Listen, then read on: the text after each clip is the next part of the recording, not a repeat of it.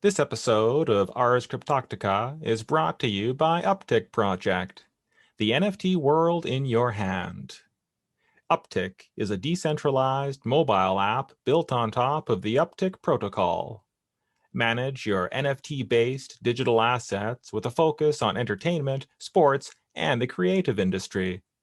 Whatever your need for NFTs, Uptick has you covered. It's kind of crazy how we scheduled this earlier in the week, just kind of and I don't even know how we got here really, because my DM is just shot to death and there's all kinds of offers and opportunities and help me with this, we'll give you this, or we'll and so I don't even really usually answer stuff like that. So when you came across, I was like, you know what, but I've been wanting to get to another podcast, I've been wanting to keep growing. So when you came across, I ended up taking it on. And then, like you said, in between that, leading up to the Saturday here that we actually end up, jumping into a spaces or doing something in between to even get us here. And it's like, who did we even know we were going to cross paths like that before the podcast happened? I don't know. You know what I mean? I've had a lot of strange happenstance, coincidence. I tell you what, man, I do feel, and I'm not crazy, but I am one of those people who's sort of like a little into fate, if you will. And since my brother passed, it's been uncanny how many things have evolved around my mission on behalf of his life. And one of them I really see as this, especially because of what happened between me and Dark Artist. That was like slightly overwhelming. I had no intention to talk on there yesterday. And all of a sudden I had this like wellspring of emotion because of something you said with regards to support. That support artist to artist now is so meaningful, as we're waiting for and trying to pull in the sort of analog world collector. There's so much that's on the sideline waiting to come in. And I know that from personal life experience. I just brought in a major artist that was analog for the last 35 years, is very successful. And, it's like those guys have a lifetime of collectors. I have a lifetime of collectors. I brought them in, or some of them are waiting because they're nervous. They don't quite get it yet. But when you said that about support, it just hit me like a ton of bricks because of what my collector had done around the stations of the Double Cross and how that just moved me to tears back then. And that's all I wanted to talk about. And then the Dark Artist piece. So that's how I want to open today. Is I had a long conversation with Dark Artist, and it is exactly what I felt when I saw the piece. I think that a lot of people on the outside looking in, that you can say what you want. I mean, like, look, you just shared it yourself. You've been in art. This isn't new to you, right? But what happens in this space that a lot of people don't understand, it's a simple process. I always tweet out. It's like you hear about the opportunity and the money involved, so you come and show up.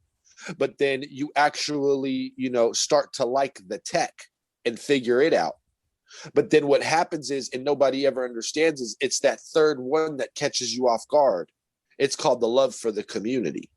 And so when you have the opportunity and you have that love and you have that opportunity, and then you have the technology that's allowing it to happen, and then you have that community factor, it's almost as if, and you said it like you just said, you said, when I connected with Dark Artists and we had that long chat, we can stop right there, because right there is what's happening here every day.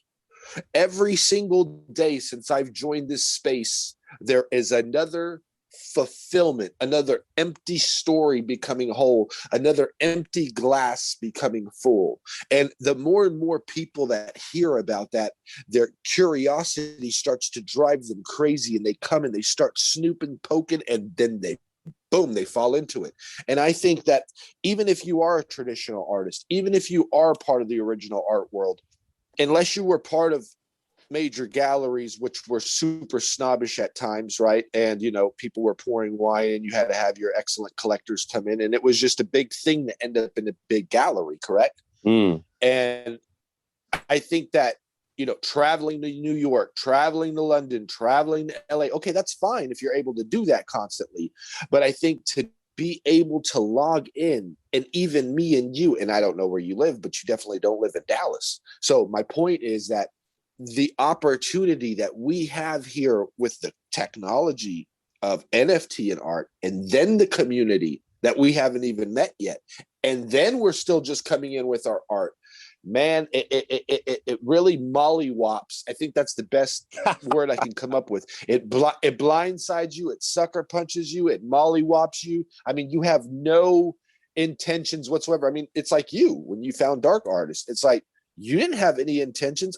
I'm pretty sure, and correct me if I'm wrong, I'm pretty sure when you had stepped in that room, you were gearing up for our podcast, and you said, hey, you know what? Let me get some information. Let me see what the guy's about. And you did. I came in with that intention, but then I got lost in it. All right, let's kick off episode 9 of Ars Cryptotica. We have a special guest with us today, Vangeli Gelekas from NFT Freaks. He's a founder and entrepreneur with over 20 years experience in web development, and he's been hooked on NFTs since February this year. Today, we're going to talk about use case and see where it goes. Henry? Well, good morning. Van, NFT Freaks. This is quite an honor, sir. I've been looking forward to having this conversation for about, let's say, 90 hours. I think there's a little bit of fate at hand. We'll talk a little bit about that today. I just want to welcome you to our family here of episodes now that we're growing every week, and we've had fantastic guests, and perhaps I may be most excited to date about this conversation. So let's get started. Maybe you could introduce yourself to our community, and we'll get started from there. Hey, man, thanks for having me. I'm excited to be here too, actually. And that was such a great introduction, by the way. So, yeah, man, my name is Vangeli Gelekas, and even my family today refers to me as Van. It's just something easier to say, or you can call me V, but mostly referred to as Freaks, just Freaks, but it's actually NFT Freaks. And what I do is I run a page that basically summarizes the community happenings, because the NFT happenings are sort of spread out and everywhere. And there aren't really too many pages or too many areas that try to take all that information and summarize it. So if people are moving or working or going about their day, it's really hard to stay in the loop with all the happenings. So you come to NFT Freaks and you go through the timeline, and you can easily come back in that loop. Or if you have art or a happening or an event and you haven't been working all day, it's easy to let NFT Freaks come and push that back to the community to give you that type of eyes and viewership for your program or your event or your happening, to even get that type of traction it needs to gather some sales. And that's what I do. Yeah, and we have talked at great length here about the need on many levels for aggregators at the basic community content level, which is, I think, what you're talking about here. And you do a fantastic job. And then the aggregators that will come along, technologically speaking, through this interoperability between blockchains. And we start to have, like, where right now, Uptick project is on Iris protocol off of Cosmos, and you have, Twinsy and Refinable coming up on Binance Smart Chain. You have Binance NFTs on Binance Smart Chain. They'll probably dominate that space for now.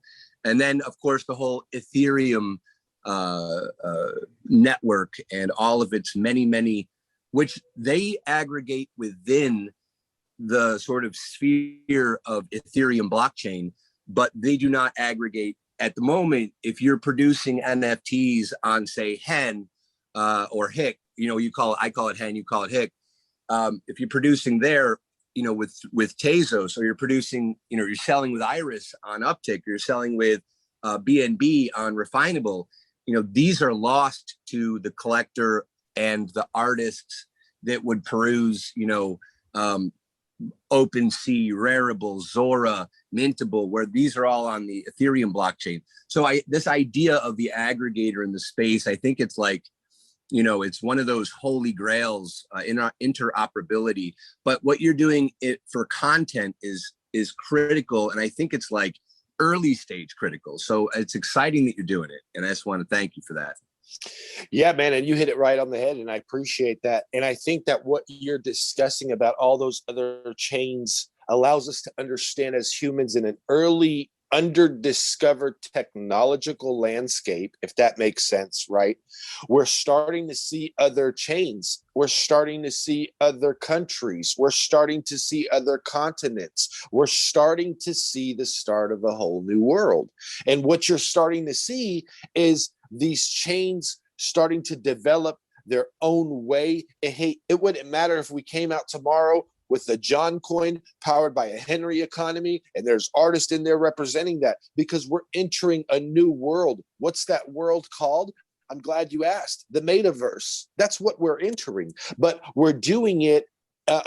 We're having to do it without an instruction manual, without anybody sitting us down and holding our hands. So with you even spitting those marketplaces with those type of currencies that are driving them, and for you to be able to fire those off just off the top of your head, allows others to understand that the rate of how this is happening, this new world, this metaverse, it's uncontrollable. And the race is on, just like crypto in general. You have the Bitcoins, the Ethereums, the chain links, the Tezos, and the list goes on and on and on. And so what we're doing is we're just like how, if you can understand how crypto happened, because at one time we just had a Bitcoin and then we had 10,000 plus others, and we had this economy of crypto coins, we're going to have the same thing happening here with the art.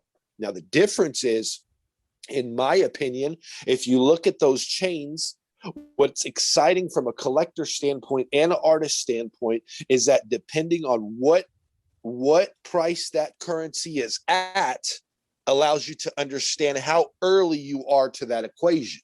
For instance, if you enter a marketplace and that coin chip is worth, and I'm making that word up, that coinage, that coin chip, that value is worth 20 cents.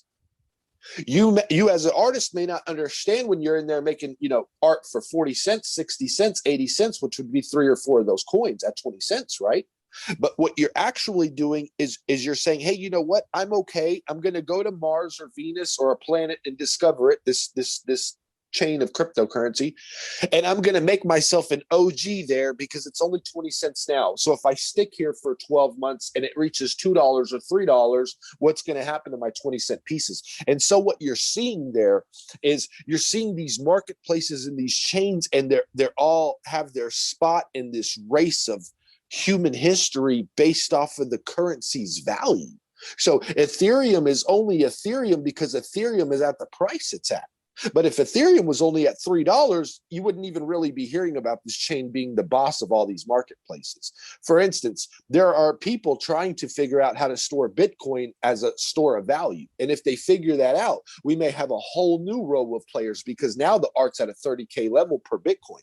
So, I mean, I think what we're seeing here is, and by the way, we do have early players when Ethereum was $90, and these are considered legends in the community.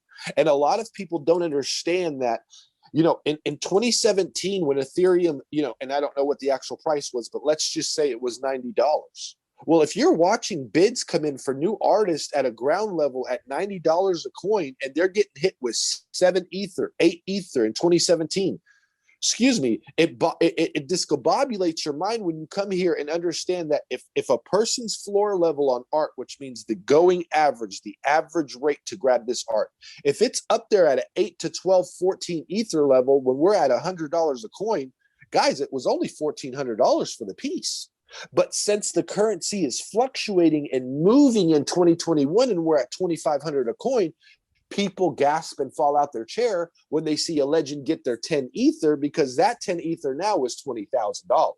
So I think a lot of people are confused into trying to mix the value of the currency with the actual state of that currency. And I think that matters in terms of time and date of arrival. Does that make sense? It sure does. And just to add to that, I personally feel that if the more artists, more members of the community would have a sense and take a stake in the fact that we are in the space is in its infancy. Governance is something that's happening on the fly. It's mostly built around community organization and platforms like yours. And the idea of valuation, I feel like it's immature to like assume valuation at this point. Now, I know that people, their egos are attached to sort of the sentiment of their personal creations, but if they can think about their creation as participating in the creation of the space, and also keep in mind that when you are selling something for the equivalent of $50 or $150, right? Now, say like in my world as an analog artist, you know, I would sell it through gallery where they're taking 50%, and maybe I sell a piece for, you know, 1,000 up to say 10,000, depending on what it is, where I'm at, what show, blah, blah, blah.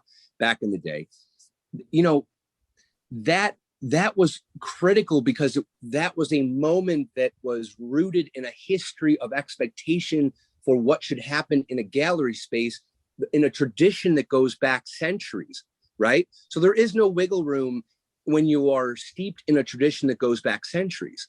You know, when you go back to Michelangelo and, you know, in the influence of the Vatican on his work and his valuation, and here we are as an analog artist, you're still suffering those expectations. But now we're in the beginning of a transformative time.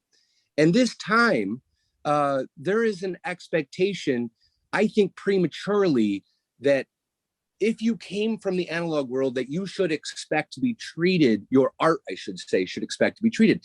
Consider this. You have a built-in 10%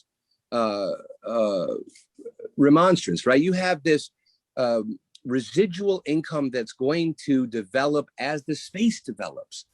So if you're selling something for $100, every time that sells and factoring in price growth over time, that 10% might become $1,000 every time it sells. Then it might become $5,000 every time it sells.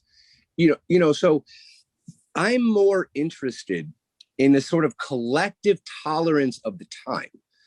Like if we can articulate as a community a step-by-step approach to building confidence and trust, like what happened yesterday between Dark Artist and I. You know, I did that for very genuine reasons.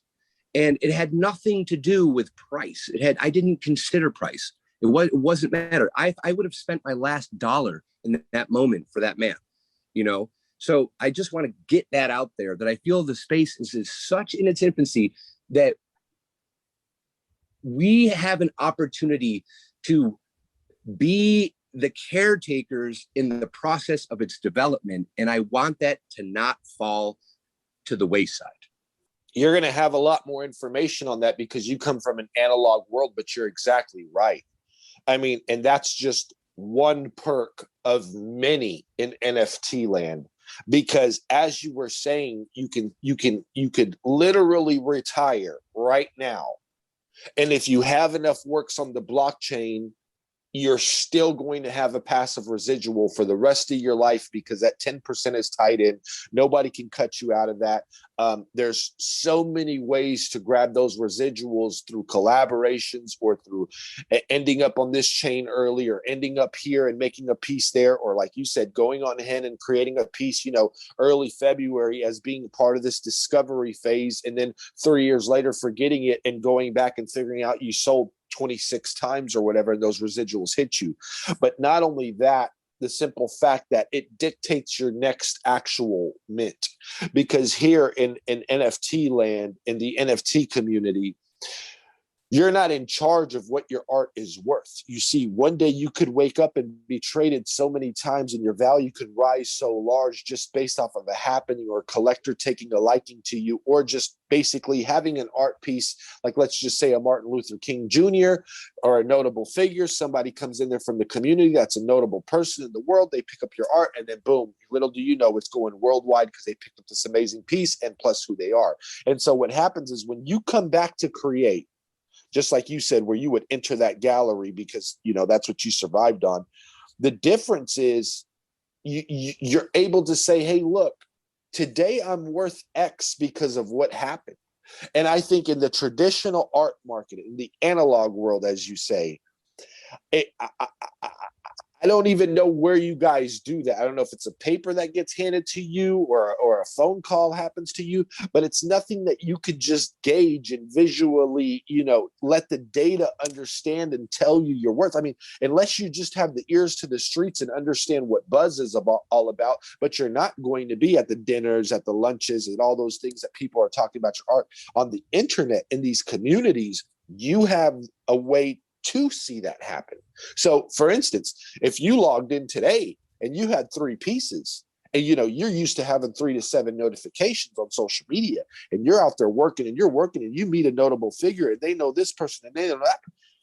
Hey, look, man, I'm living proof. I started in February 10th of this year. I'm barely getting into my 5 months of age, and I'm at almost 28,000, 29,000 followers. That allows anybody here who has a question about the space to understand how fast it's happening, how the opportunity is available for everybody. And you said it best. There's these it's literally like the ship hitting America and the first settlers getting off of the boat and just discovering different cities and countries and lands. And we're just conquering America slowly. But one thing I want to say is, those 3 letters, NFT, has a broad use case. It has so many use cases that we haven't even seen the tip of the iceberg. But what we are seeing first is the first daily used case of trading with the inclusion of art.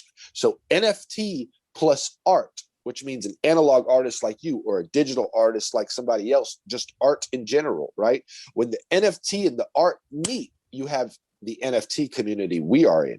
But that doesn't mean that there won't be developers who are going to be selling NFTs with programmatical views that are going to take them to the moon with the startups they're wanting to create. We haven't got to where people are minting keepsakes from their grandfathers in World War II. We haven't got to where people are creating pet cemeteries and trading pets amongst families, because not everybody's going to be able to hold a marketplace with one pet.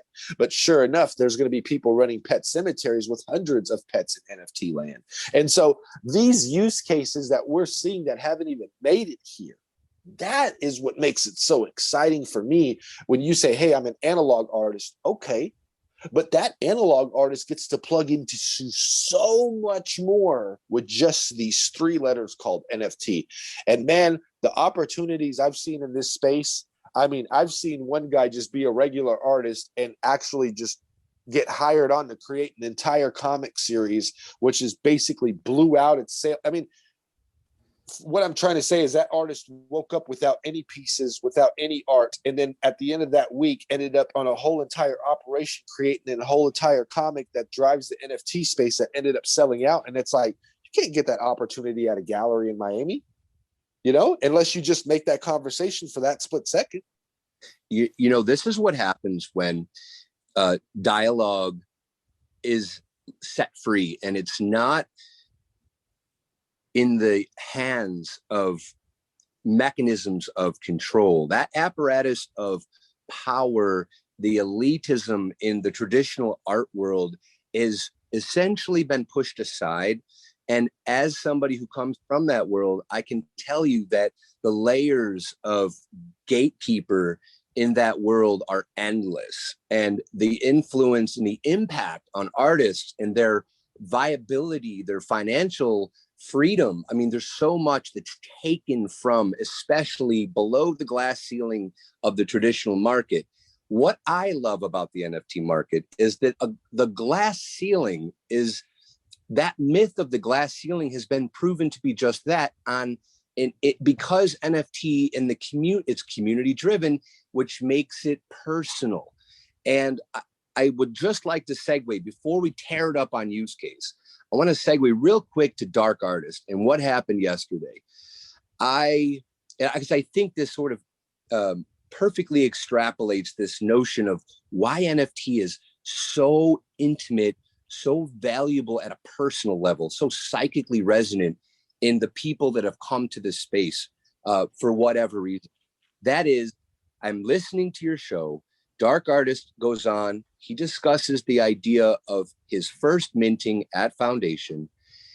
Something that you said, which resonated with me, was about artists taking care of artists. Now, one of the things, just to double back, I feel like the more artists give up their works to fellow artists, these are the ground troops, the infantry at the front line of the birth of the NFT movement, is primarily artists, right?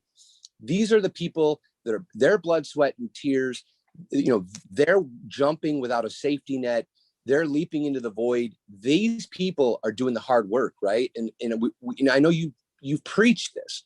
We don't want to give that blood, sweat, and tear equity to corporatization of the space. And the way that will happen is to keep it in the hands of artists, right? That the Zeitgeist remains in control in the hands of the artists. And so you said, and I believe, like, give up your work to fellow artists, and that is their savings account. That is our sort of like, inside joke, if you will, that we're supporting each other, and one day our mutual support at reasonable rates is going to become our retirement. And eventually those collectors that will come in and drop 2, 3, 4, 5 Ether at these market prices, those people won't be in on the joke. And so I go to look at Dark Artist's work and your sentiment about supporting each other, and something about it tore me up because of the collector and how he supported me in the interest of paying for a burial plot for my brother and buying up a collection that I had made for my brother that I had never intended to mint. I didn't even know about minting at the time. And well, so here we are. I go look at his work, and something about it just screams pain, recovery, reclamation. Like there was something in it. It was spiritualized, and on the surface in the titling, and I'm big about titling, there was something disingenuous. I mean that affectionately. There was something disingenuous about the titling, Gin and Grape Juice. It was too obvious. Relative to the complexity of the execution on the technical side of that work, the title was too obvious and it did not do the work justice. And in that moment, I knew that there was a disconnect between the title and the work, and that work that I felt was a scream, and I had to have it. And so after that all played out in your space, and I came back to talking to Dark Artist, he confided in me, and I asked him if it was all right to go over this today. He said, Henry, I can't believe how emotional yesterday was, because, you're right. That work isn't playful. I started making those works when both of my parents died within months of each other in the same year, and I needed a way to cope. And what I wanted was what drove him to the babies was not the baby gin and juice. It was maybe my parents in a moment of desperation, maybe my parents will be reincarnated. And that's where the child motif comes from. That's where the infant motif comes from. And that sort of like heavily spiritualized backdrop in that piece, that sun, I mean, I've seen a lot of sunsets, man. He worked on that sunset with his heart. That sunset was not a drop-in sunset from the Caribbean, man. That was something that he toiled over, and I knew it. I felt it. The backdrop of that piece is why I had to have it, and I didn't know that it was about his parents, but I knew that it was a desperate scream for some relief. And that's what he told me. He said, I haven't felt comfortable sharing the work on the merits of its intention or on the merits of its what influenced its making. And I told him, I said, that's beautiful that it's for your parents. And I said, I felt that it was for your parents, but I said, but I think the moment you psychically set yourself free and admit interpersonally and publicly that this work is spiritualized and is about maybe say reincarnation or the potential for some contact or afterlife with the parents that you're grieving their loss, that is going to set you free into a deeper artistic journey, because now you're no longer playing this mental game of I need to hide the truth. And he was like, yeah, you're right. And he said, yeah, man, just please break the ice for me. Yeah, go ahead and talk about it. And so to your point, and I'm going to hand the torch back over to you. I feel like the reason why this space, you nailed it yesterday. You said, and I want to extend the metaphor, you've got a hick addiction. And when somebody doesn't understand what you mean by a hick addiction, they're clearly newbies. Well, I would say that this idea of addiction to the space is that it's because of how deeply interpersonal, connected, and psychically oriented it is, because you've stripped out the stratification of what is the ability to develop dialogues between creators, between lovers of art, collectors. The whole thing has been personalized. Everybody has access to everybody. And depending on your, if you're genuine or disingenuous, that comes across immediately. And we no longer have to play the game of persona per se. Like when I have a show in Paris, I have to go to Paris and play the American artist coming to Paris, right? And then the whole thing is kind of a falsification of who I really am. But it's what's expected of an artist in the traditional art market. Here, everything is happening is almost as if we are mainline to each other's emotional constructs, right? It's happening in real time as it needs to. This morning, and I'm in contact with Janice and McAfee and Tommy Austin and the whole crew with John McAfee. I had several conversations with him over the years. I really appreciated his influence. I wouldn't say always healthy, but that he had the fire from hell to the vision to see what crypto was going to be, and supported it to his last breath. And he did. He was freer than freedom. The man died, in the hands of an injustice. So this morning I woke up and I'm like, you know what? I created this collection and they wanted it. So I'm sending them the TIFFs so they can produce their own, collection in print wherever they are right now in hiding. And, as a way of just like memorializing John. And I like immediately had to create another piece for Janice, around a picture I love of her and John in love. And it felt like they were in love. I made this picture waiting to have this conversation and send it off to him. And lo and behold, it's affecting her. And all this is happening in real time. So I'll hand the torch over to you. Even when I run my spaces, a lot of people don't understand, and I don't even understand it till this day. But what happens in those spaces is if you can think of a church assembly, right, where they're calling you to come up to the front and change your life. What happens in those spaces is we have one row of artists and we have another row of collectors, but we never really in our mind understand that row of artists are also collectors in itself, because they're earning as they go. So while we're holding this service of understanding, and I run this spaces like a church service in a sense where I'm always bringing general information. I'm even putting myself down sometimes. We're putting down the pride and the ego, and we're bringing out our feelings and our humiliation. And we all know we're a part of one movement called NFT, this new discovery. And so what we do is we put all those prideful emotions down, and we put our ego level down, and we just come as we are. And when we come in those spaces, there's a lot of times where I don't even understand why I cry, but I break down and cry, and there's other people who cry, and it's just this fellowship, this dialogue, like you said, with no filter. And what happens is there's always one person's story, because we're all humans, that resonates with another person in that room.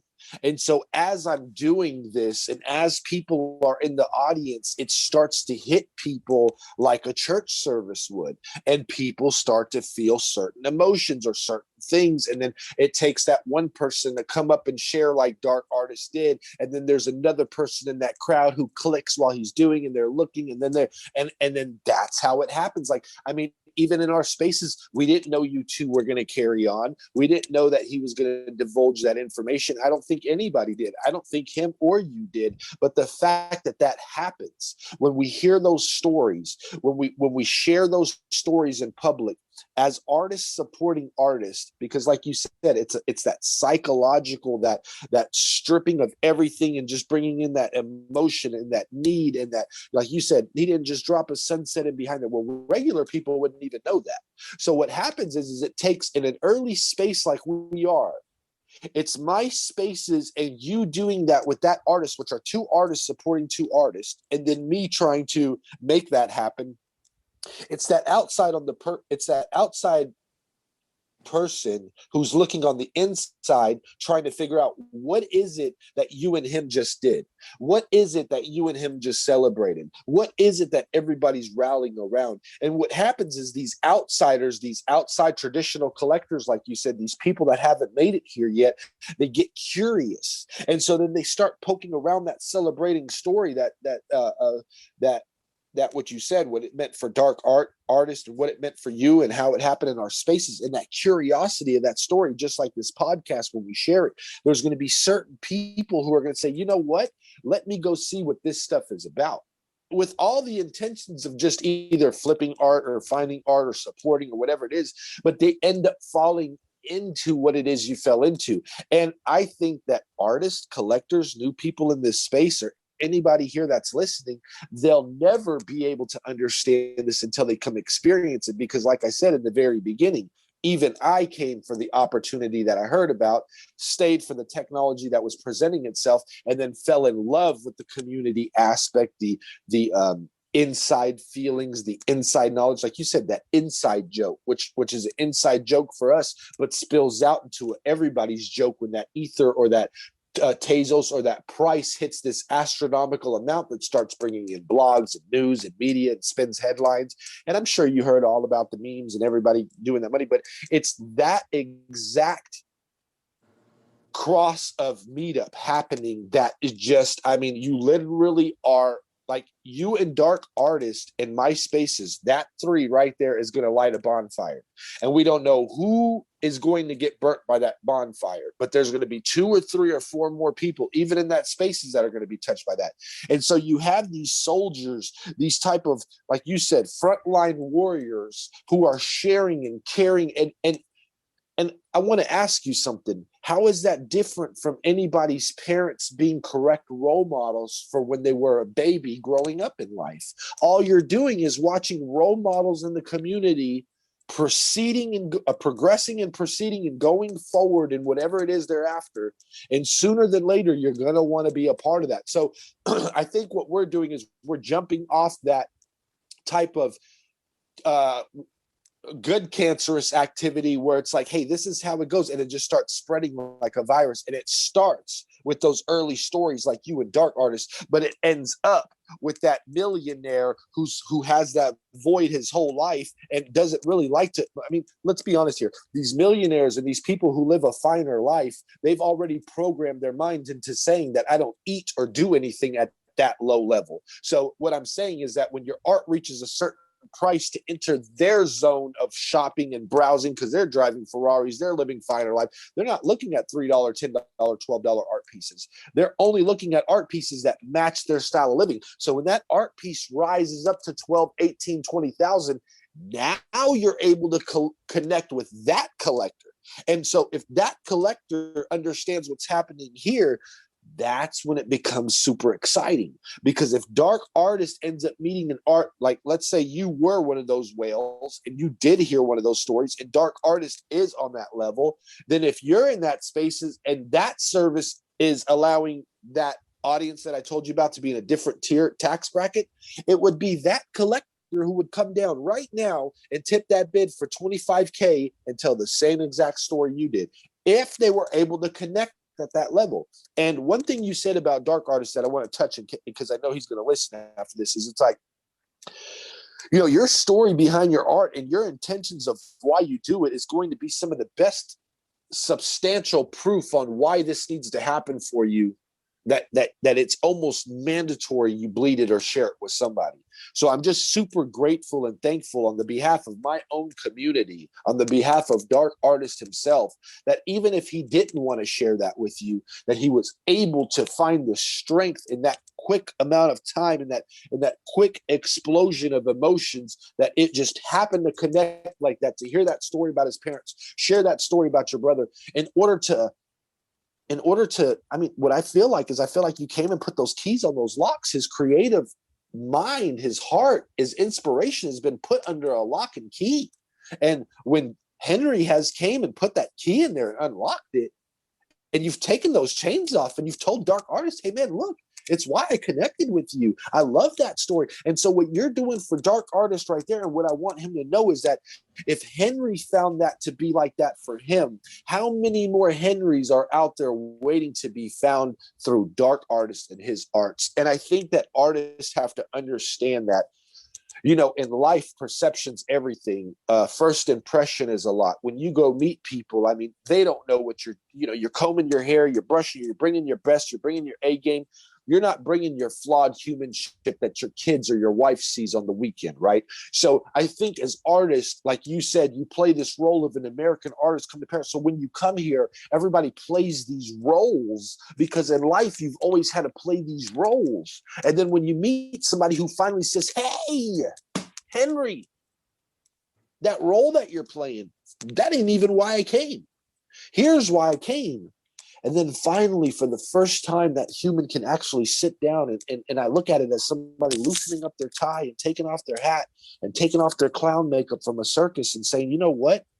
I am a clown, and I do have to come out here and make everybody happy. And I know you're here for the freaking circus, but hey, man, my dad just died. So I'm saying that in a sense of saying that there are people out here who have to put on clown makeup or build this perception level or be this somebody that they're not. Teachers are another great example. They can't come in there wearing their heart on the sleeve for their first grade students constantly. So it's like these artists, they don't understand that. They're just artists trying to make it in a world of perception and belonging and fitting in. And there's so much stereotyping that when you finally do meet a Henry, I would think that the amount of pressure you're lifting on him, and I think that's exactly why he said, please break that ice or please share that, because it's like, and I don't want to speak for anybody, but it's like, let me stop being something that I'm not and that I don't even have to be. And let me tell you why I make these babies of Snoop Dogg and babies of other people. And to me, man, you know, just you sharing that part about his art is going to make me look at those babies a lot more different, because now what I'm looking at is that every time you make even a famous baby, you're making the famous side of it to capture the virality of it. But the gin and juice baby or the Snoop Dogg, whatever it is, has nothing to do with the actual emotion underneath.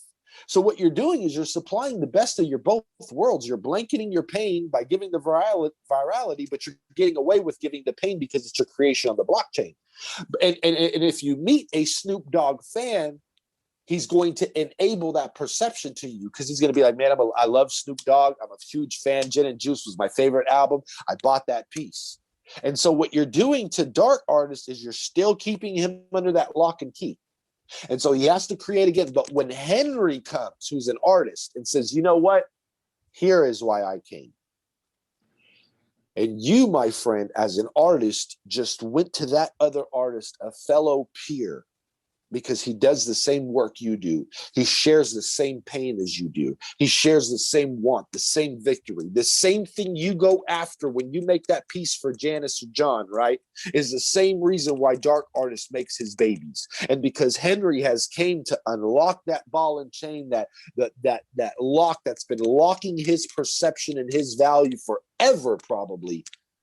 Out of his first mint, you freed that bird, that injured animal. I mean, I don't want to speak for anybody, but I feel like it's the best relief anybody could ask for.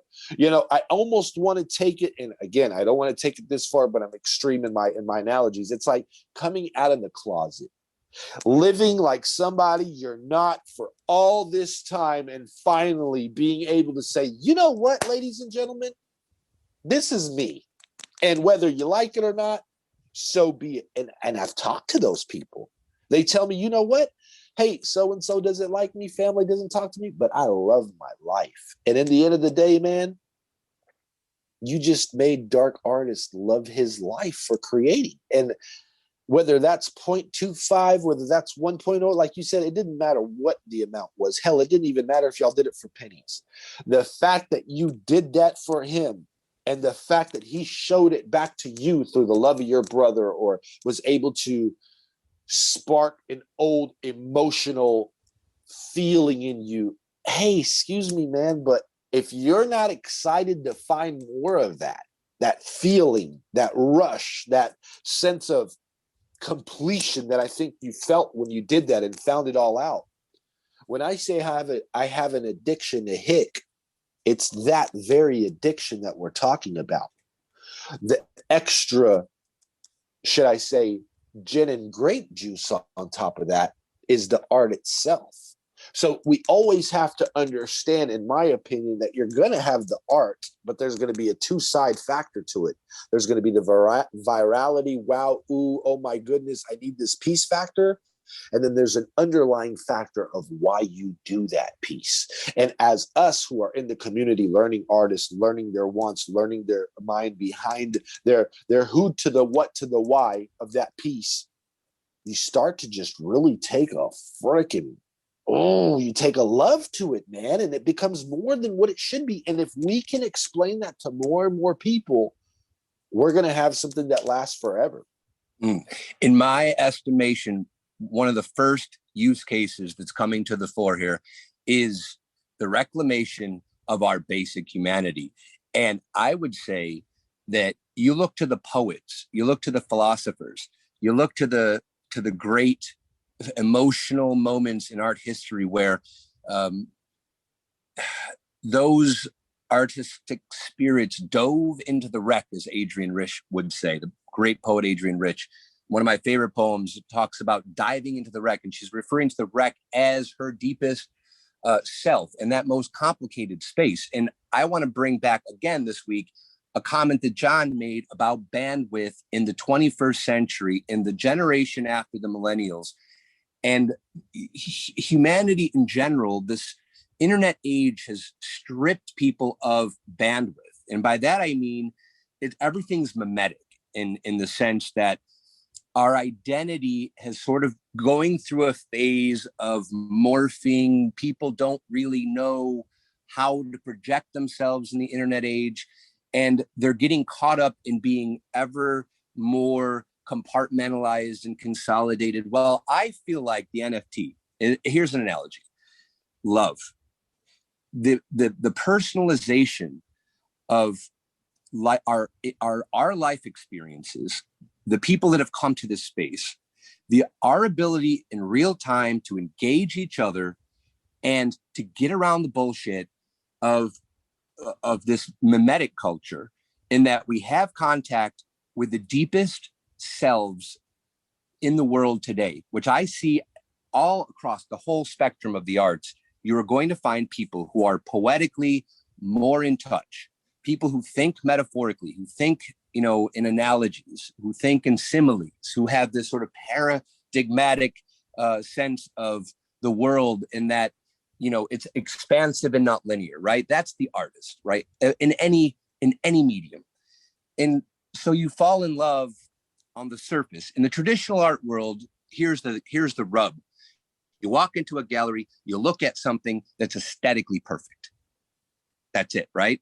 So if I walk into a room and I see a potential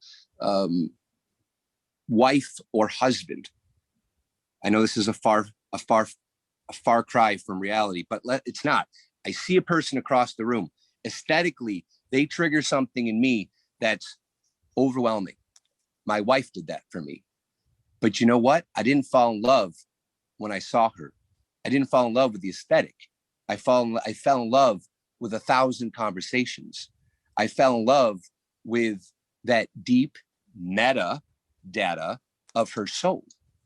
I had to get to know her. And the relationship between a man and a woman, a man and a man, a woman and a woman, those relationships, in the instant that we meet, is rooted in some primordial response to an aesthetic trigger. That is the look that I want to talk to. But if I don't talk to that look and understand that the deeper self behind that look, I can't fall in love. And in this experience of the NFT market, I am overwhelmingly certain that what's at play here is genuine human love. There's something soulful that is taking the place of the soulless experience of the traditional art market. And that's why the NFT market is far more significant and is an evolutionary step, I believe, in the history of art. If we jump 20 years from now, we're going to see NFT as a reclamation of the human soul. It is going to be talked about by philosophers. It is going to be talked about by poets. It is going to be sung about by the crooners like Dylan, for in the generations to come. It may feel like a technological revolution on its surface, but I can declare for myself personally that I am mining the deeps of other people's souls on a daily basis, and that is not possible in the traditional art world. And I would also say that this concept of immaterialism, that here we are going batshit crazy over something that is totally subjective, in that it isn't an object. Its objective is there in the sense that there's artistic intention. It has objective, but is not an object. So we have a confounding, kind of paradoxical moment in human history that is, I say, it is the nuts and bolts of what makes us human. The whole emotional spectrum is at play, and people are starting to open back up to this idea of dialogue. Look at what has transpired in 3 days between us and dark artists, between us, your community spaces. In my entire artistic career over 20 some odd years, I have not had a deeper experience in the arts. Like, let's take musicians, for example. Like, they're sitting here and you talked about poets, a deep dive into the wreck, and then we're talking about artists. Let's talk about artists. And when we say artists, a lot of people think it's just art. Let's talk about artists, actors, actresses, musicians, any form of acting for somebody else's love or liking or whatever it is. And art is one of those. But isn't it true that the creators behind these movies or music or poetry or whatever it is, they're always trying to get that soul approach? They're trying to make that connection in the soul. I mean, I hear so many people say, I love this song, and they turn it up. Is it because you love it? And when you say love, that reclamation of love, when somebody says, I love this song, and they turn it up, you don't have any idea if they love it because they love the music. You don't have it because they love their mom played it. You don't know if it's their brother's favorite song. Like, there's so many things happening with the form of music or a movie. I've watched so many movies. You lost your brother, I lost my brother. I watched so many movies when they show two brothers having a good time. Man, that stuff breaks me down every time, man. And I freaking get so crazy. My wife's like, what's wrong? And I'm like, nothing. And she doesn't understand that one part, that one scene sparked me all the way down when I was 3 years old playing video games with my brother.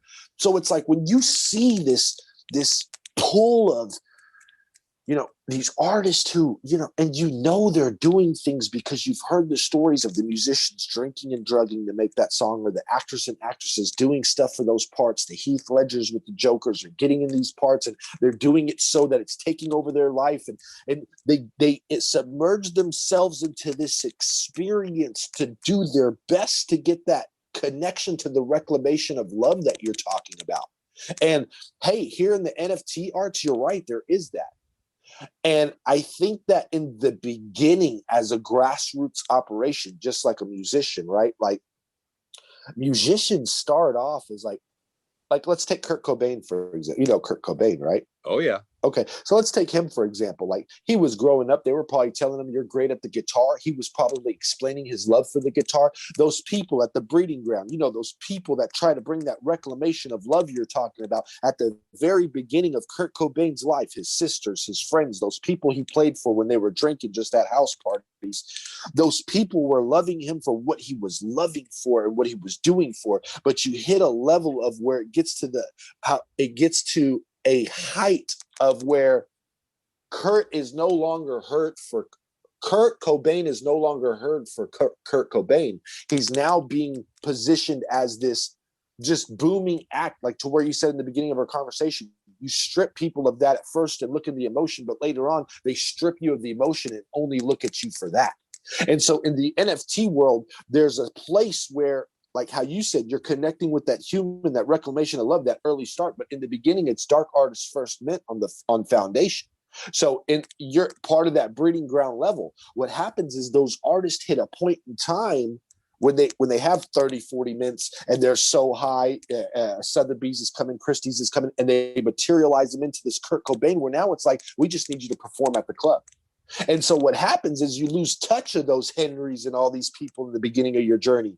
But what's so badass about NFT Henry is at that event showcasing his love for the early part of Dark Artist's career. So when Dark Artist gets to his 30 minutes and they do play him around the world and they do get him to something, you show up because of the love that you struck with him in the early beginning. And I think that's what makes this place so exciting, is that the people that you meet that start with you today, you don't have to try to, like a lot of people in our space, they try to fit in with the older guys, but they don't have any idea that your time starts today with who's around you.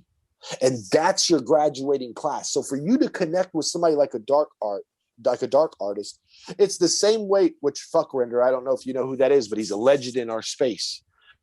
Fuck Render has his early Henrys in 2018, 2019, who connected with him on a personal level, made him break down and cry. And they're there at Sotheby's with him today. And so us as younger people, we look and we see this guy, who just sold, I think, for, $100+ at Sotheby's, if I'm not mistaken, or something along that nature. And it's like his first early Henrys are right there. And they're probably crying because they're like, dude, you finally got what you deserve. And man, one thing that I don't meet a lot of people who can out-talk me or who can even hold these conversations with me, but I'm pretty shocked and applaud at your analogy of talking about love. Because I always have this analogy of saying love is not mandatory. Like, we weren't born out the womb ready to love your spouse that you love. You fell into that. You, like you said, you connected from whatever story you gave us, which was fantastic. I can't wait to share this, but it's like that love factor. It's not mandatory. Friendship, it's not mandatory. You not screwing over your boss or taking something from work, that's not mandatory. Those are all values, morals. Those are all things you learn. You fall in love with those things. You fall in love with a friend. You fall in love with somebody you love, right? Like even a waitress or a waiter, like we don't understand that at the end of that small little dinner date, it's how they rubbed us and then our care for them. Do we like them? Did we love the service? And then we give a tip and gratuity based off of that service you received. It's not mandatory, but I always tell people you're in charge of that. You're in charge of controlling that, because I can come in and give you the greatest dinner in the world. I can be the nicest person in the world, and I'm going to jumpstart that mandatory love and likingness in your heart. And so, like you said, when you did see your wife and you did go over there because you were attracted, but you found the soul deeper, if that soul deeper investigation doesn't pan out, you don't fall in love. So in all actual reality, that is exactly what we're doing. And I think that the cool opportunity for everybody is, and I don't know John, and I don't know if John does NFTs, but if John came to do NFTs today, he could find somebody at a grassroots startup operation just like him, and most likely he's going to be able to connect at that personal level. Hey, I'm new, I don't know. Hey, I'm new, I don't know. And they don't really know where to spend their money or do what they do. So they connect on that one story. And it's just, I mean, dude, I've seen it. It just, sometimes in our spaces, it's just a lot of crying and it's just happy, And I think another thing, and I'm bouncing around a little bit, but there's a vacuum in our world worldly. It's not just America. I am in Dallas, obviously, but it's not just America. It's a worldly vacuum of a disappearance of love.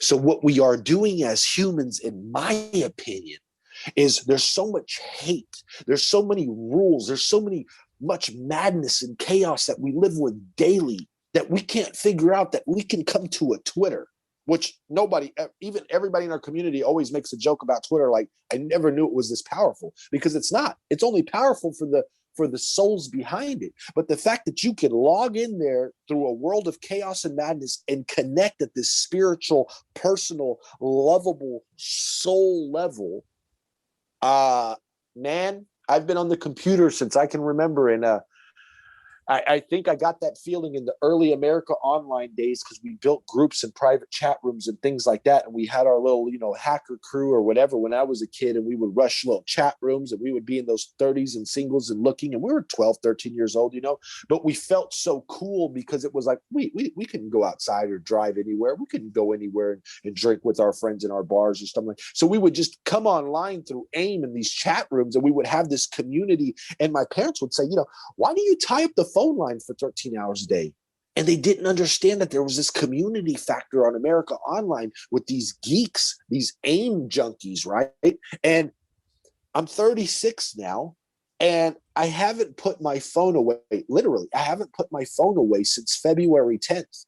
I think there's sometimes where I'll throw it in my closet, lock the door, and like run away from it so I won't touch it, because it's that powerful. And it's like sometimes I wish I could take my brain off and put it on people's shoulders, because I sit there and I try to explain it. And the only thing I can keep coming up with is, you got to be there to try it. You just got to be there, This evolutionary step, Van, is about, Robert Bly, another poet, he wrote a book that is not entirely relevant here, but it was about feeling safe in the context of our vulnerabilities. And as a PTSD survivor, post-traumatic stress disorder survivor from a violent crime in the 90s, I have battled with the idea of personal safety my entire life, like psychically. And one of the things that I saw in dark artists, and that I see every day everywhere, the 21st century has been the ruin of the collective global humanities perspective on personal safety. We're inundated by the sense through the media onslaughts that the world is unsafe, uncaring, and unsustainable for our soul, and therefore we should protect it. We should keep it back from the world. We should isolate ourselves in these compartmentalized, safe zones for our heart. And I would argue that, dark artist, that title was the fight or flight limbic system response to his fear that being vulnerable in some way, shape, or form might be detrimental to his health, maybe personally, or the health of his work, and it's the world's impression of it. I would argue that the world needs to dive into the wreck, that the NFT space is the front line for, again, the reclamation of the importance of love, but also for securing that this space is about securing, again, the complex nature of community support, of exposing our vulnerabilities, which is what makes us our deepest human self, right? So the more that we can dive into the wreck, or the more that we can be vulnerable without consequence, certainly without malignant consequence, right? I feel like the perspectives of this community right now, people are teetering on something special's happening. What does it mean? Where can it go? And I would say that the art of dialogue, the open dialogue, community dialogues is imperative. Like, if I were to say what is most important right now for us as advocates in this space, as influencers on the space, it is, let's dive into this wreck let's be co-supporters of our deepest vulnerabilities, and let's bring back the nitty gritty, blood, guts, gore, the truth about truth, right? Absence of proof is not absence of truth. And that is the basic fundamental law of art. I am showing you truth without proof. And that's what, I get, you mentioned music, Bob Dylan. Almost for years now, either early in the morning when I'm alone, when all the kids are in bed, or late at night when I'm alone and everyone's in bed, I like to smoke a cigarette and listen to Bob Dylan's One More Cup of Coffee Before I Go. It is the number one song on the soundtrack of my life.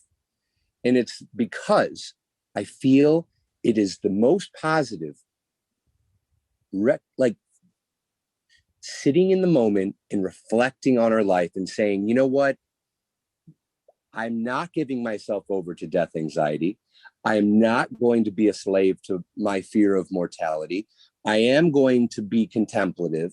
I am going to express my deepest self. I'm going to accept whatever may come. I'm going to have one more cup of coffee before I go. And that coffee for me is like a meditation on all of this. And I feel it now. It's a meditation for me on all of this that's happening in the NFT space. I might have wanted to go before what happened to me with that collector and my brother's works. I might have wanted to go. And in the moment he bought those works and brought me to the NFT space and showed me that there is now a path to the reclamation of love and to the revisioning for a future of deeper connection in mankind, that has opened my mind. And I am now ready for one more cup of coffee before I go. That's awesome. Let me ask you one question before I take over. That collector that you're talking about, that one that brought you in the NFT land, just real quick, openly asking from a 1 through 10, how important is that person in your life now?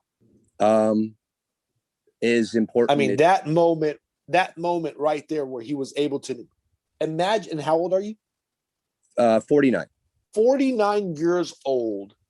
And you can have this happen to you and understand that even if you had one more cup of coffee before you went, that thought would run through your mind before you left, right? That's how important it is to you, right? How important it is. That's probably how important it is for you to do what you did for Dark Artist. And as we continue that importance in people's life, and by the way, you're not the first person to ever talk about Bob Dylan. That Bob Dylan guy, I'm going to have to search him down. I'm 36, so I didn't grow up in that era. But I mean, there's so many stories of completion through that man's music that I'm going to hunt this song and I'm going to listen to it as well, because I'm that type of person that, just like we talked about, because you're putting the gin and grape juice out there for people to look at, the underlying reason of why that exists is why I want to go listen to Bob Dylan's music, because I understand that in an art expressional form, even in a coding world. Listen, I'm a developer. I've developed sites and haven't told people why I do certain things, because there's an artistry, there's a form to it. And I think of it as a Trojan horse in a very hateful world. Because like you said, if there's this reclamation of love or this digging back up our 1990 morals and values and just trying to get this sense of completion of what we get at home that we don't get in the world no more because of where we're at. It's like this Trojan horse being presented by art in a physical or a virtual expressional form. It's like, yeah, you think it's a cool piece, you think it's a baby, you think it's Snoop Dogg, but in all actual reality, it's this. And I think that the ability to throw that Trojan horse out in the world to where you could still be approved for everything they think, but like you said, have that inside joke within yourself for your creation and say, okay, it went for 40,000. Okay, they love it, but little do they know that baby is actually my brother that I lost. So I'm flabbergasted. I am like so crazy about the fact that it can have it's a double-edged sword in a sense. It's like when you ask an artist, they look at you and they say, should I give you the answer of that galleryist collector where I should just give you what you want? Yeah, it's Snoop Dogg as a baby. I make famous characters. Have a good day. Or is it, do I connect with you and actually divulge that parent information, right? So then you came and probed him kind of, you probably made that comfortable for him to speak about by being able to take the stage first and oust your reason of why you did that. But I can almost guarantee it that if you never shared that, and if you would have just stayed silent and been there, we never even know why a dark artist makes the art he does. So man, you started off by saying it's a test of fate, or fate gets us to where we're at. But I'd like to ask anybody listening, what else would that be? What else could that be? Because if we're going to say that that's coincidental, then I'm going to say, Henry, you might as well go play the lottery for the both of us and see if you can't coincidentally hit us a couple million. You know what I mean? Yeah, I'm just being real. It's like we have to understand that there's cause and effect in everything we do. And I think the cause and the effect. I want to add this, and you can extrapolate from this.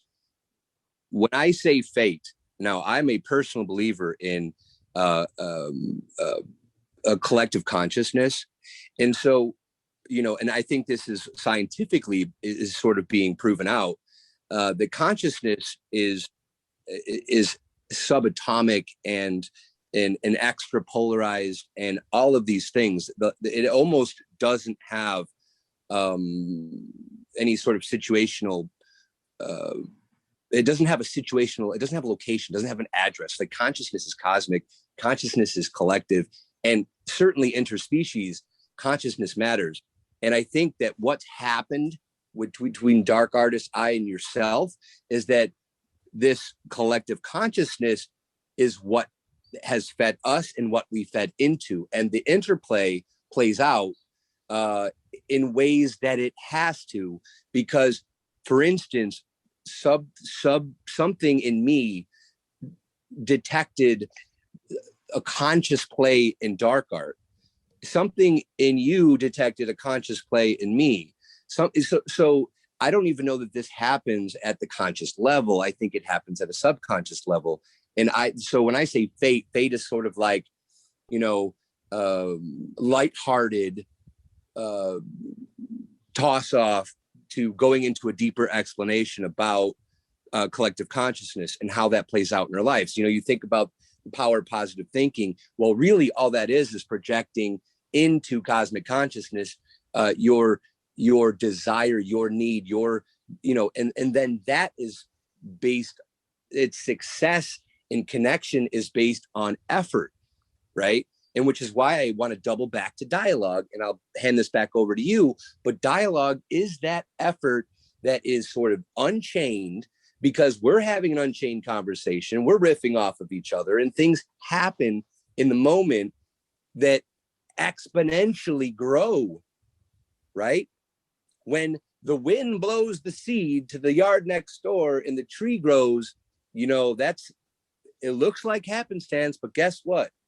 That's how nature has intended for that tree to make it, right? From my yard to my neighbor's yard.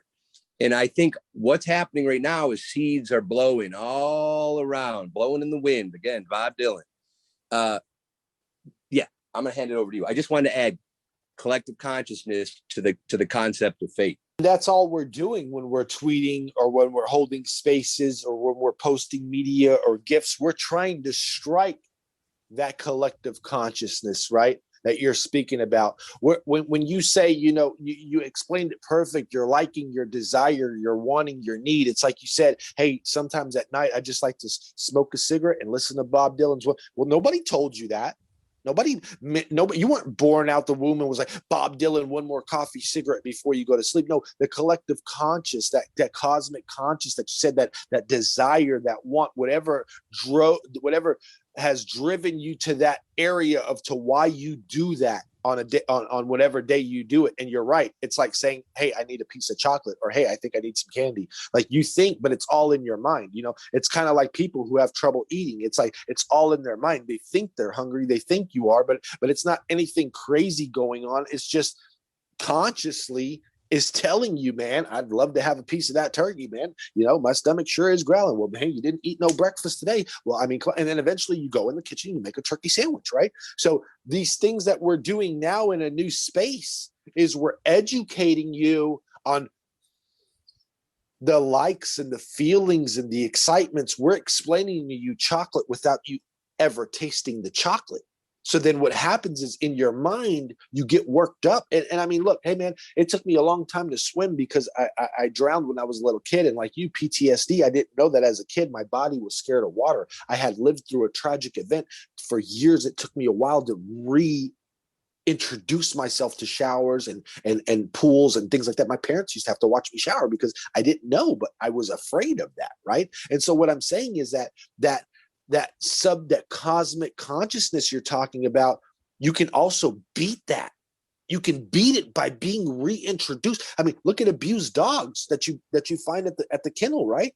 Like they're so abused that you go to walk them, they won't walk. You go to feed them, they duck down. You move your hand to go pet them, they're running away because they've been trained to think that this is the way it is. But you can be retrained to say, hey, look, it's okay. He's not going to hit me. Let me pet him. Hey, it's okay. Look, hey, I don't need a turkey sandwich. I'm on a diet. I need to go to bed. And so what we do is sometimes people hire personal trainers. Sometimes they hire dog trainers. Sometimes they hire, dietary dietitians or whatever it's called. And it's like, that's why when you say me, you, and dark artist, it's that entire equation right there.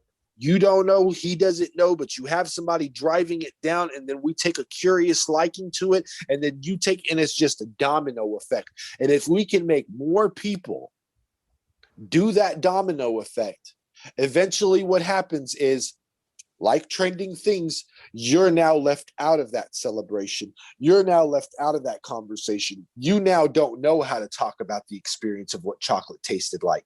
So as a collector, as an artist, you're foaming out the mouth to get your shot. And so what I do, Henry, real quick, is I hold my platform at bay to make that happen. Because I know people are so thirsty and hungry to make that extra change they heard about. But if I can keep them at bay, and I don't know if this is how it happened with me and you, but I'll give you the actual insight of how I drove that conversation with me and you. See, I had just met you. I had scheduled a podcast Saturday, and then we were already talking and feeding links back to each other. And then I had started a Spaces. So usually when I see somebody like you up here, it's always somebody who's freeloading off of me. It's happened since I started. And so I made a point in that conversation because there was 4 or 5 other people in there from my DM as well. So I was addressing 5 people at once who were brand new in my life by saying, look it, man, you're not going to be able to get what it is you're thinking or doing this. You have to do this. So truthfully, it could have been those 5 people never thought that they would ever come for that. And I'm not saying you were one of them or what your intentions were, because I can hear it right now. You're true to the soul. And I love it that we've actually met through the fog, because it's so hard for us to meet when millions of people are rushing in and half of them are ready to scam people. But it's like those 5 in my chat when I made that talk about, if you want my support, if you want this, you come support my community, you come support my artists. Those artists are the reason why I have a page. Those artists is the reason why I have a life. Those artists are my life. Whether they pay me ether or whether they don't, that never matters to me, because their support, their likes, their retweets, their ability to step in my spaces is what allows people like you and them and us to even talk. So for me, I always push people. I had somebody ask me yesterday, hey, can I pay you to promote me? And they don't know but they can find out on this podcast. I'm going to turn them over to our tip jar, which is a free community project. They're going to pay whatever they thought they're going to pay. They're going to pay it straight to the tip jar. We're going to celebrate it with our community. My artists and my collectors are going to see your contribution. And little do they know, that's exactly how you come into the community. So some people sometimes think like, hey, V, you're really making this hard on me. No, I'm not. I'm trying to introduce you to what it is we're doing here, but everybody's blinded into the opportunity. So sometimes in my spaces, I'll say certain things, or I'll talk for certain people, or I'll talk in a general, because, hey, look, collectors have a reputation, artists have a reputation. I don't really have a reputation. I've gained financial freedom. My years of freelance experience and all this, like tweeting for me and talking about NFTs versus crunching 10 page project scope of works and 13 developers and figuring out if Susie's going to meet me to go eat steak, to go eat. And it's just just to be able to tweet and talk about art and have this podcast, dude, I'm already living in the Bahamas. So what happens is when I allow everybody to indulge in that activity, and if I don't blind myself into thinking, hey, take this money grabber, take this cash grabber, hey, spin this person real quick for free, or hey, don't even engage with that person, just spin this. That substance that we're talking about that has been removed in the traditional art world as an analog artist, what you experience, because galleries have figured out that it's all about the money. So it's soulless. And my whole point is that if I can never get blinded from that, if I always keep everybody at that same bay of saying, like, I don't know what they're here for, but here's what you need to do. That's how I land the Henrys, because the other 4 didn't do anything yet. Right. So it's like you're 10 people show up, 2 people you keep, 11 people show up, 3 people. And so that's what I do all day. I'm just running my net through the water. I'm just sifting gold at the river. Whatever flash stays in my pan, I take it and I set it outside. And what happened there was I went to the river in my spaces. I sifted the river and I just started sifting. And I don't know who's coming in my space. I don't know, but I see the avatars and I see the names. And what happens is by the end of those conversations, Henry, there's a couple flakes in that tray. And just so happened from that spaces, it was you, Dark Artist, it was NFT Millionaire, and there was a couple others that DM'd me afterwards. And they were like, dude, like, you've changed my whole life. That night, which I believe was yesterday, I don't know if you know the person that I'm talking about, but there was a guy named Ultra Red Motion in there, AM. He sells gemstones. He makes 100 gemstones. Once they're plucked, they're gone forever. He has a gemstone program he's been running.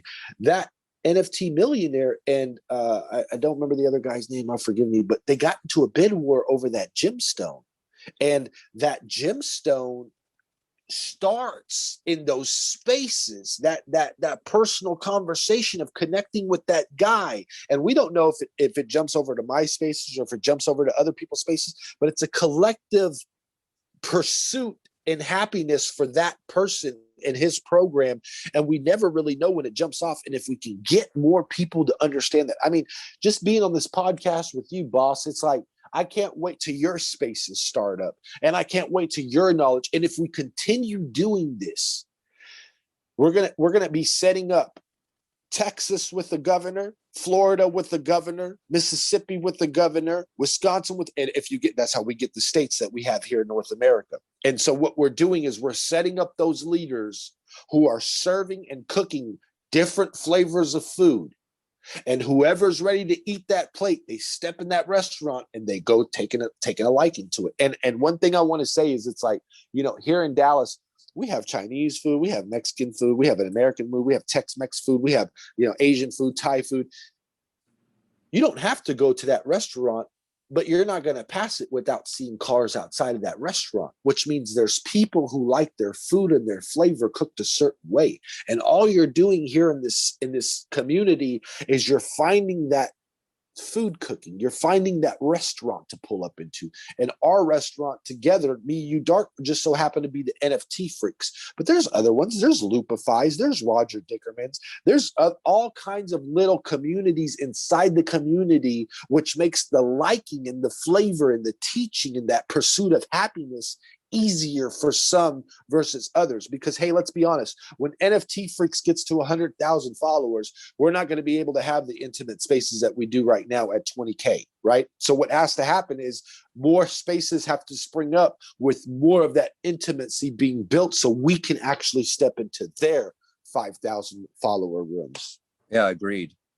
So I think it's safe to say that the first use case that will mark off in the history books here is the taking back of our basic humanity. I totally agree, man. I believe that some of the love celebration, I mean, the fact that, you know, I see people, and let's think about how vulnerable this is. Social media is like, come on, like, let's not act like our wives and our significant others don't take 12 pictures of that food before that food gets right, or takes that picture at that place. And they're like, this is going on Facebook, honey, snap it again.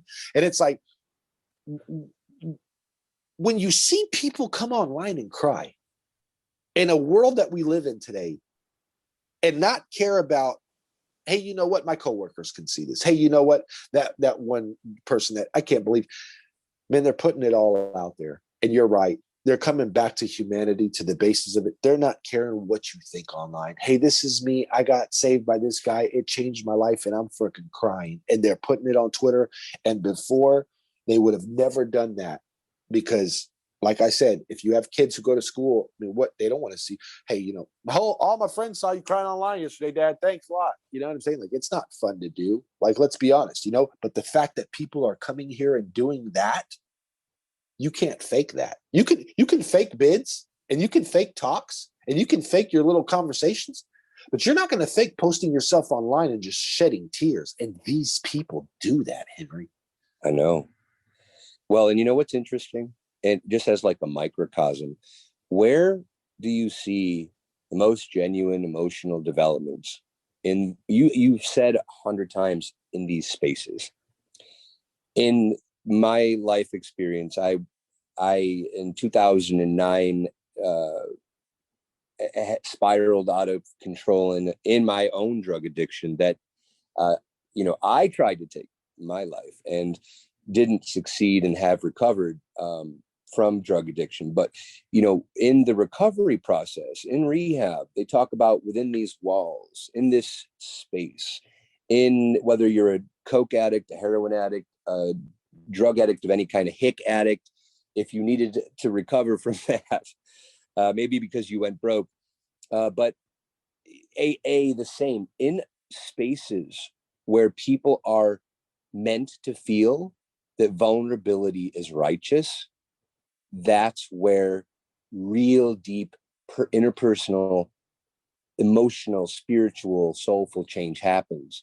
And so I like that you refer to your platform as your space and talk about within this spaces or within the spaces, because I think that's sort of like extended off the metaphor that you find in all spaces that are about betterment of self or betterment of the collective or trying to transcend the negative toward a positive. Like, I feel like, again, I want to reiterate, I do feel like NFT in its infancy is showing signs of being truly an evolutionary step forward in social consciousness.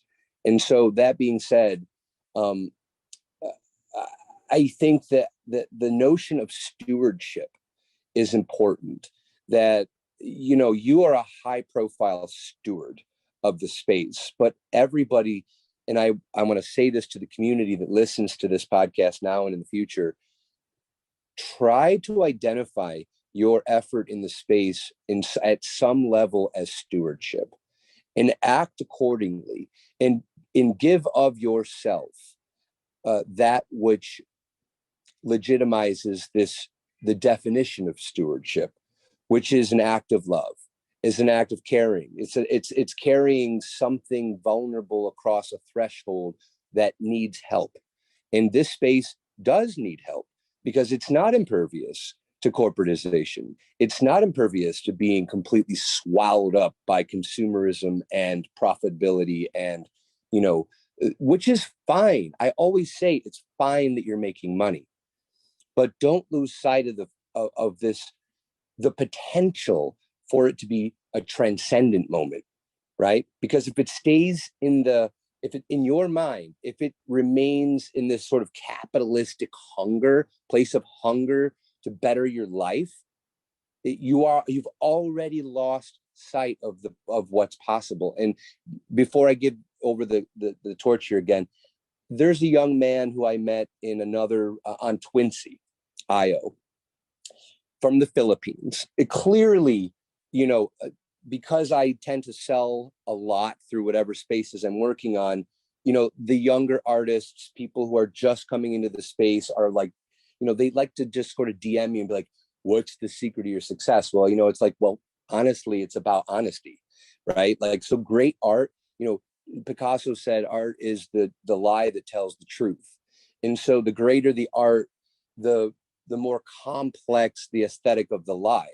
And that lie is that it's not literal, but figurative or metaphorical in the sense that it's not real, right? But real is also complex concept, and reality and real are two different things. So this young man says to me, what's your secret? And I said, it's the integrity by which I approach myself, that how honest I am with my personal projects, that I am not here for money is probably something that matters to a lot of people who collect my work, right? Regardless that it costs money to acquire it isn't why I'm here. And the more you know me, the more you know that.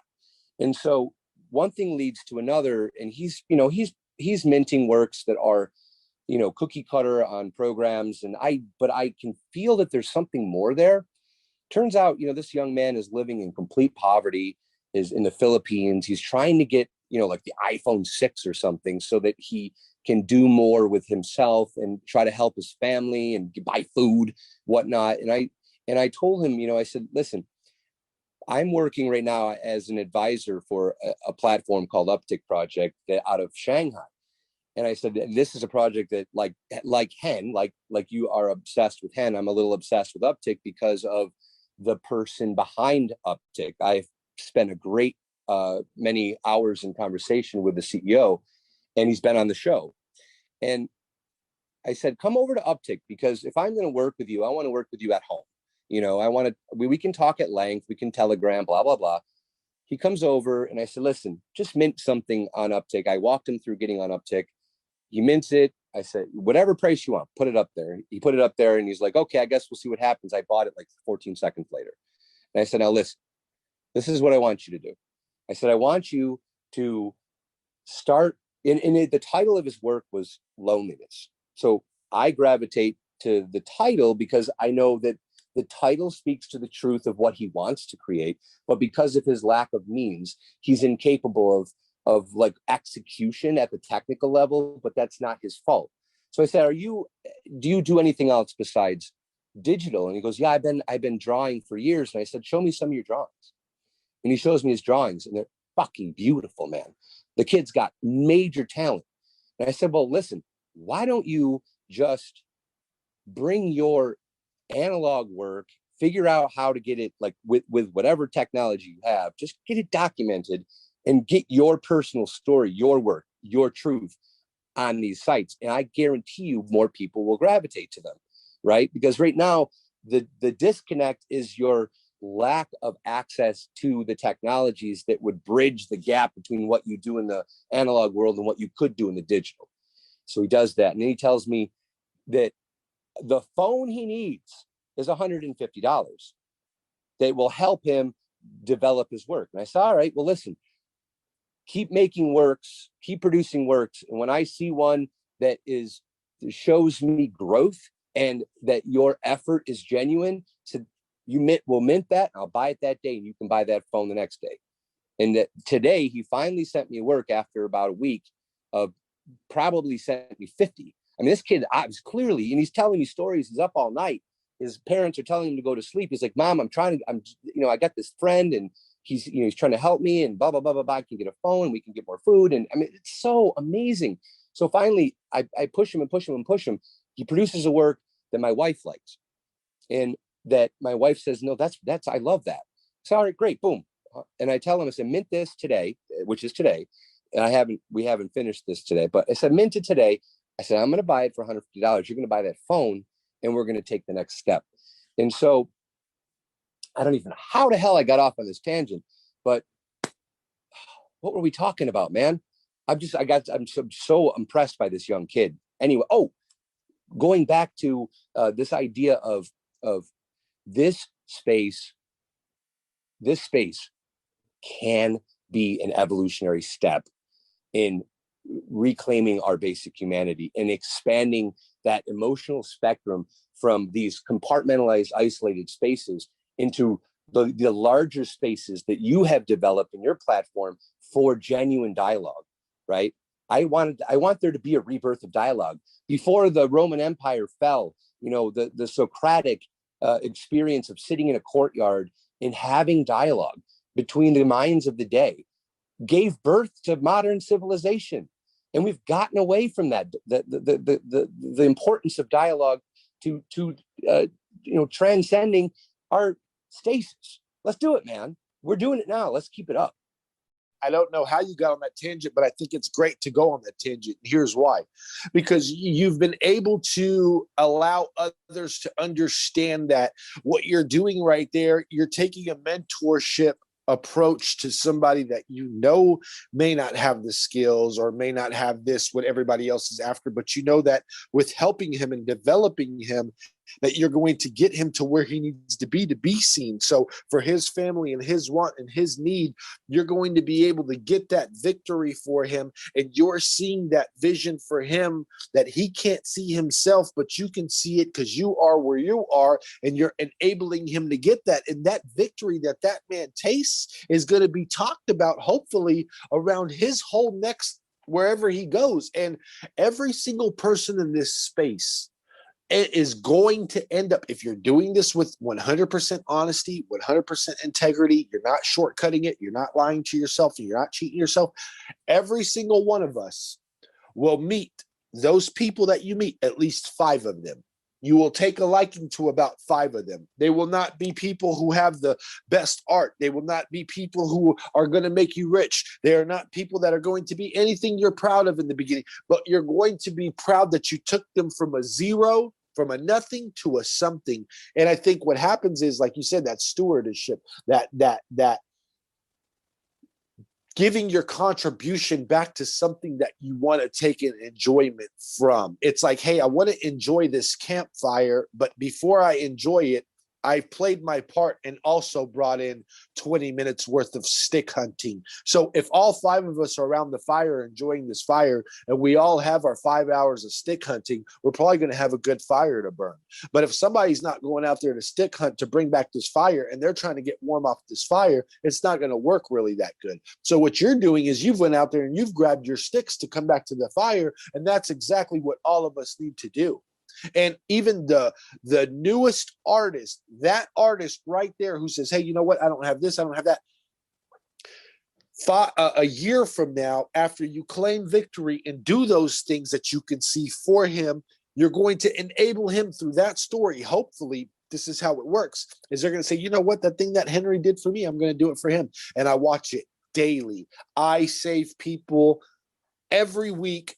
And the very next 2 or 3 weeks, they're out there saving somebody else. And I'm like, and it's so funny because I sit there like a proud dad watching his kids grow. And I'm just like, there you go, man. And what makes me so happy about that is because, you know, I'm an intake system. I have to literally sort the pile of crap with the good. So there are times, 20-hour days, where you're going to see me and you'll be like, what the hell is this guy talking about? But you have to understand, I'm working with mass adoption. I'm working with thousands of users, and I have to funnel in the ones that are worth it, and I have to kick back out the ones that are going to disrupt. And so what happens is that funneling system that I'm running constantly, right? It to grab those jewels and say, hey, I'm going to spend time with Laura, or I'm going to spend time with AM, or I'm going to spend time with Tori. And I'm shouting these people out for a reason because they're my people. So it's like when I spend time with dark artists, right? Like, and I watch them grow, that's the best form of payment I could ever receive. Because what you're telling me is that the choices that I made to funnel you in and not funnel that in is paying me off. Because the last thing I want to do is funnel you in and take the spot for somebody I kicked out.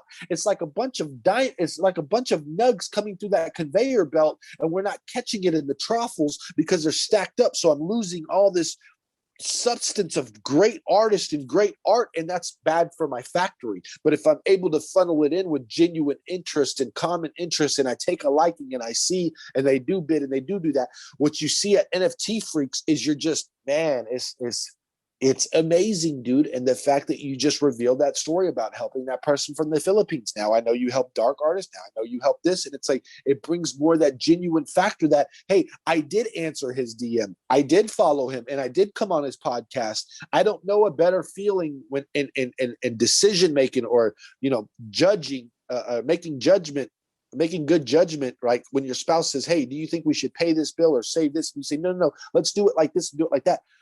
I mean, I'm asking you, is that not the best victory? Even when you go on vacation and the kids say, hey, I don't want to go there. You say, come on, try it. Let's go try it. And then they try it and they say, Dad, that was so fun. Is that not the best victory in life that you can look back? Like, people always say, hey, V, What is it that you get? Like, what is it? And I said, hey, look, man, my favorite part of the day is to be able to look at you and say 3 words. I told you so. 4 words. I told you so. Right? It's like I always tell my wife, I say, hey, don't argue with me because you know my 4 favorite words, and I'm coming after it. And she's like, yeah, because my favorite thing is to say, I told you so. And that's what happens in this space all the time. They come back, they message me and they say, V, I got people right now, they're in my DM and they say, I'm sending you money. I don't know how to pay you back. And I say, for what? And they say, because you helped me and you did this. And I said, I told you so. Like you're paying me back by me being able to look at you and say, I told you so. Now do me a favor. Go out there and tell everybody else. You know what I mean? Let me offer this opportunity for John to come in and weigh in on a little bit. He's a very intent listener, and I always like to hear what he has to think about having listened to such a great conversation as we've had today. Yeah, it's been great listening to you guys. I think we're going to have to wrap it up, but it's been great listening to you and Henry go at it. We didn't really get into much more use case than the humanity aspect, but maybe we'll have you on in the future. Do you have anything else to say before we wrap up? No, man. I already knew this was going to go like this, and I was kind of thinking about it when we were talking. I was looking at the time, and I said, if John doesn't come in here pretty soon, we might be here till tomorrow at midnight in Tokyo. So hey, if we need a part 1, part 2, part 3, this, so be it. I mean, I don't see why that couldn't keep our listeners listening. There should be a part 2 and part 3 to this. I do plan on bringing Henry on to my podcast, but I don't think this should ever be our first or last meetup. I think this is a part 1 into a long series of just talking. I mean, what we're doing here between me and Henry and even you, thank you for allowing us to even do this, is it's like we're not doing anything except for bouncing early, that cosmic consciousness, that subconscious stuff we were talking about. The more and more we divulge between each other, the more and more stuff will be coming to the surface, and the audience will tell us what it is we need to say. But I think this part 1, with the information that we've covered, it's so much bang in that buck. If you really take a lot of what Henry said and then you add what I'm saying, and then so what you're seeing is you're seeing an analog artist, you're seeing an NFT influencer, and then we're kind of crashing together in this podcast. But if you can really, really, really, and this is for the listeners, by the way, if you can really just dissect what Henry's saying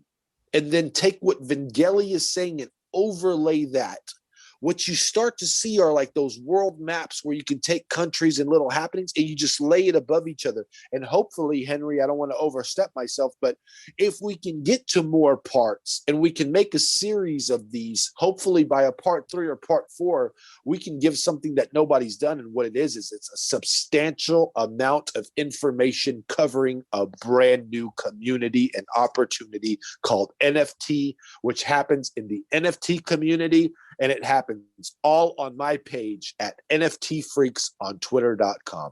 That is where it happens. I couldn't agree more. And I agree also, you read my mind. This is part 1. I do think this is an opus unfolding. I don't know if part 2 unfolds on your podcast that you're launching. I'm certainly open to that. I know the next 3 weeks we have guests booked. Maybe even 4. So if part 2 is going to be here, it would probably not be for a little over a month. I don't know that I can wait that long. So let's just see how it unfolds. But yes, part 2, gosh, this is a beautiful thing. I'm all about dialogue, and this is a fundamental dialogue that's unfolding between us. I love riffing off you, Van. I really do. I knew I was going to when I was listening to you in your space yesterday, and I'm thankful that we put our best foot forward, and I look forward to future conversations.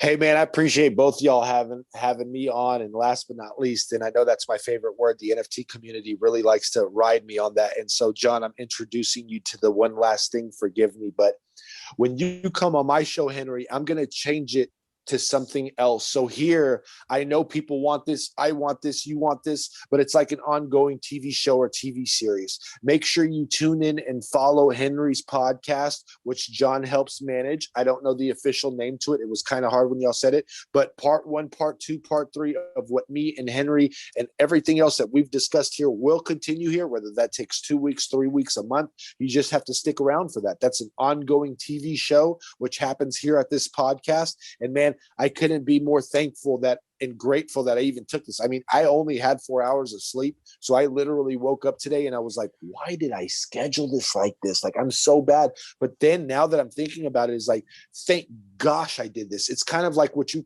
probably thought when you entered my spaces. Like, thank gosh I showed up at spaces. So, hey, man, I appreciate y'all so much and have a fabulous, fantastic day. Oh, you're awesome, Van. All right. Good night, John. Thank you for Okay. your awesome work as always. All right. Take care, guys. Bye. Thanks. Bye.